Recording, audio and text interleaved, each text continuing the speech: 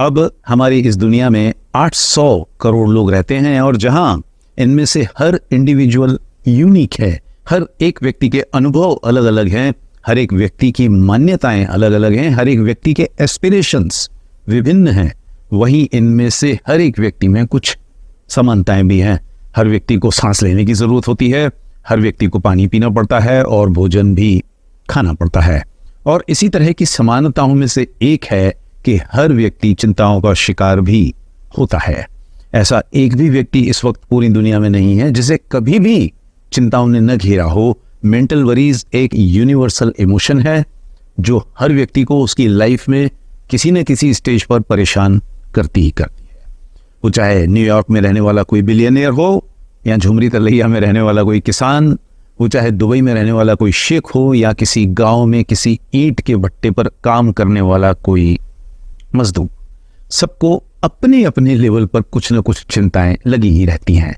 अब हालांकि चिंताएं होती तो हर व्यक्ति को हैं, लेकिन हर व्यक्ति का उनसे डील करने का तरीका अलग अलग होता है। कुछ लोग भविष्य में घटने वाली किसी इवेंट के बारे में चिंता होते ही उसके बारे में सोचना शुरू कर देते हैं, उसके रूट कॉज को ढूंढना शुरू कर देते हैं, कोई सकारात्मक कदम उठाने की कोशिश करते हैं, कोई पॉजिटिव स्टेप उठाने के बारे में सोचते हैं।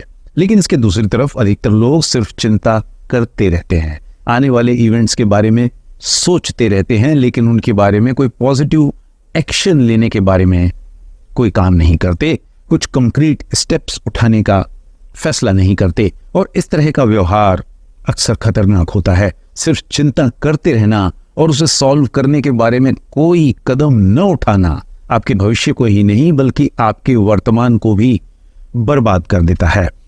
आज से लगभग 50 साल पहले होलोकॉस्ट सर्वाइवर और बाद में पब्लिक स्पीकर कोरी तेन बूम ने चिंताओं के बारे में एक बात कही थी जो आज भी उतनी ही सच है जितनी कि उनके जमाने में हुआ करती थी। और उन्होंने कहा था कि worry does not empty tomorrow of its sorrows, it empties today of its strengths. और इसका मतलब है कि चिंताएं आपके आने वाले कल की तकलीफों को तो खैर कम नहीं करती, चिंताएं आपको आपकी समस्या के बारे में कोई सॉल्यूशन तो खैर नहीं ही सुझाती, लेकिन वे आपके सोचने समझने की शक्ति जरूर कम कर देती हैं। वे आपकी किसी प्रॉब्लम को लॉजिकली एनालाइज करने की ताकत आपसे जरूर छीन लेती हैं। अब जैसा कि मैंने कहा कि हमारी दुनिया में मौजूद 800 करोड़ लोगों में से ऐसा एक भी नहीं है जिसे चिंताएं कभी भी न सताती हों। और इसीलिए आसानी से ये कहा जा सकता है कि आज हमारी दुनिया में ऐसे 800 करोड़ लोग हैं जो लगातार अपनी चिंताओं का इलाज ढूंढते रहते हैं। ये एक ऐसा काम है जो हमारी इस दुनिया में रहने वाला हर बंदा करता है, हमेशा करता रहता है। अमीर हो, गरीब हो, मेल हो, फीमेल हो, everybody is looking for solutions. यदि कोई फर्क है तो लोगों के चिंताओं का इलाज ढूंढने के तरीकों में। कुछ लोग अपनी चिंताओं से डील करने के लिए दारू पीना शुरू कर देते हैं, कुछ लोग अफीम, गांजा, कोकेन, हेरोइन की लेवल पर चले जाते हैं, कुछ लोग साइकियाट्रिस्ट के पास चले जाते हैं, कुछ लोग धर्म गुरुओं और साधुओं संतों के पास पहुंच जाते हैं, कुछ लोग किसी तांत्रिक से कोई ऐसी जड़ी बूटी या कोई ऐसा तावीज खरीदने की कोशिश करते हैं जिससे उनकी चिंताएं अचानक रफू चक्कर हो जाएं। और ऑफ कोर्स आज के हमारे इस नए जमाने में कई लोग एक्सपेंसिव लाइफ कोचेस हायर करके अपनी चिंताओं का समाधान ढूंढने की कोशिश करते हैं। और आज से 30-40 साल पहले मैं खुद इसी तरह के कुछ तरीके अपनाया करता था।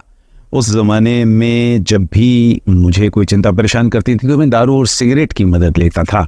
और जैसा कि आप समझ सकते हैं कि ऐसा करने से मेरी चिंताएं तो खैर सॉल्व नहीं ही होती थी, लेकिन फिजिकल हेल्थ और ज़्यादा बर्बाद होती रहती थी। लकीली आज इस तरह की काफ़ी गलतियां करने के बाद मेरी अकल के दरवाजे के कुछ ताले खुले हैं और आज की तारीख में मैं अपनी चिंताओं से हेड ऑन डील करने की कोशिश करता हूं। मतलब मैं उनका सामना करने की कोशिश करता हूं, उनके कारणों को, उनके अंडरलाइंग कॉजेज को समझने की कोशिश करता हूं। और इसके लिए मैं 2 तरीके अपनाता हूं। सबसे पहला तरीका है वॉकिंग। मैं वॉकिंग करना शुरू कर देता हूं। जब भी मैं किसी चैलेंजिंग सिचुएशन का सामना कर रहा होता हूं तो मैं एक लंबी वॉक पर चला जाता हूं। I go for a long walk. इस तरह से पैदल चलने से मेरे दिमाग को उस समस्या के बेहतर सॉल्यूशंस ढूंढने में मदद मिल पाती है। लेकिन पैदल चलने के अलावा मैं एक दूसरा एडिशनल तरीका भी अपनाता हूं और वो है फास्टिंग। यदि कोई समस्या मुझे लंबे समय तक घेरे रहती है और 1-2 दिन की वॉकिंग से भी हल नहीं होती, तो फिर मैं एक 40 घंटे का फास्ट करता हूं, उपवास रखता हूं, व्रत रखता हूं। अब यदि सरसरी तौर पर देखा जाए तो फास्टिंग और चिंताओं में कोई डायरेक्ट संबंध नहीं है, लेकिन यदि हम ध्यान से देखें तो इन दोनों चीजों में कुछ इंटरलिंक जरूर है। जब मैं एक 24 या 36 या 40 घंटे का फास्ट करता हूं तो उससे मेरे डाइजेस्टिव सिस्टम को सबसे पहले आराम मिलता है, उससे मेरी पूरी बॉडी के अन्य ऑर्गन्स को फुर्सत मिलती है, उससे मेरे दिमाग को कुछ शांति का भी अनुभव होता है और इन सब के चलते मेरा ब्रेन फॉग क्लियर हो जाता है। इतना क्लियर हो जाता है कि मैं पूरी समस्या को, उस चिंता के कारणों को बेहतर तरीके से समझ पाता हूं, उस परेशानी की वजह को सही तरीके से एनालाइज कर पाता हूं और उसके चलते फिर मुझे उस चिंता से डील करने में, उस चिंता के कारणों से डील करने में कुछ आसानी हो जाती है।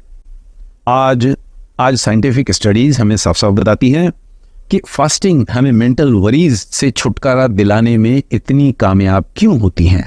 और इस तरह की स्टडीज का कहना है कि जब भी कोई व्यक्ति फास्टिंग करता है तो उसका ब्रेन स्ट्रेस रिस्पॉन्स सिस्टम को एक नए तरीके से मॉडरेट करता है और इसके ओवरऑल मेंटल हेल्थ पर पॉजिटिव इम्पैक्ट होते हैं। इसके अलावा फास्टिंग कॉर्टिसोल जैसे स्ट्रेस हार्मोन की लेवल को भी कम करती है और एट द सेम टाइम हमारी बॉडी की स्ट्रेस से डील करने की क्षमता, उसकी कैपेसिटी को भी बढ़ाती है।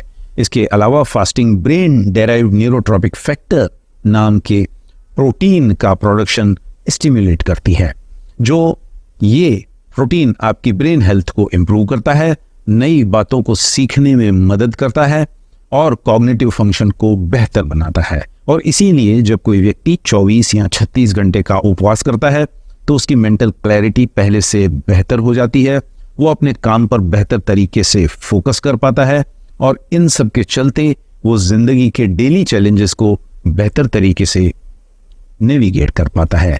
अब इसका मतलब ये नहीं है कि फास्टिंग आपकी समस्याओं को जड़ से ही खत्म कर देगी। इसका मतलब ये नहीं है कि यदि आपको कोई फाइनेंशियल प्रॉब्लम है तो फास्टिंग अचानक आपको 1-2 करोड़ रुपए की लॉटरी दिलवा देगी या आपके होम लोन की EMI पे कर देगी।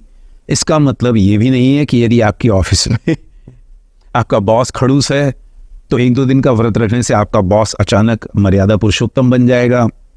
ऐसा तो कुछ भी नहीं है।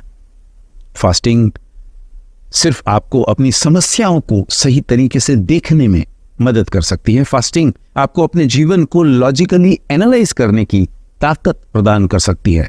कई स्टडीज में पाया गया है कि फास्टिंग हमारे ब्रेन में न्यूरोट्रॉपिक फैक्टर के प्रोडक्शन को प्रमोट करती है, जो न्यूरॉन्स की ग्रोथ और उनके सर्वाइवल में मदद करते हैं और हमारे कॉग्निटिव फंक्शन को बेहतर बनाते हैं। बेहतर कॉग्निटिव फंक्शन का मतलब है कि हम किसी भी समस्या को अलग अलग एंगल्स से देख पाते हैं और उससे हमें उस समस्या के रूट कॉज तक पहुंचने में आसानी होती है। और जब हम किसी समस्या के, किसी प्रॉब्लम के रूट कॉज को सही तरीके से आइडेंटिफाई कर पाते हैं तो फिर उससे डील करना आसान हो जाता है। इन सब बातों का मतलब यही है कि जब तक हम जिंदा हैं हमें कभी न कभी किसी न किसी मोड़ पर कोई न कोई चिंता सताती ही रहेगी। और इसीलिए यदि हम अपनी जिंदगी को सही तरीके से जीना चाहते हैं तो हमें चिंताओं से सही तरीके से डील करने का रास्ता ढूंढना ही पड़ेगा। और जहां हमारी दुनिया में चिंताओं से डील करने के कई तरीके मौजूद हैं, वहीं फास्टिंग एक ऐसा उपाय है जिसमें आपका एक भी पैसा खर्च नहीं होता और हर एक व्यक्ति इसे घर बैठे ही कर सकता है और फास्टिंग का सहारा लेकर अपने आसपास के माहौल पर, उन परेशानियों पर एक नई नजर डाल सकता है और उसके चलते उनके कुछ नए सॉल्यूशंस भी ढूंढ पाता है, समस्याओं को जड़ से भी मिटा पाता है। और इस प्रोसेस को अपनाना जरूरी है क्योंकि जैसा कि कॉरी टेन बूम ने कहा कि चिंताएं आपकी समस्याएं तो कम नहीं ही करती, लेकिन वो आपकी प्रॉब्लम्स को लॉजिकली एनालाइज करने की ताकत, प्रॉब्लम्स को सॉल्व करने की ताकत जरूर छीन लेती हैं। Worry does not empty tomorrow of its sorrow, it empties today of its strength.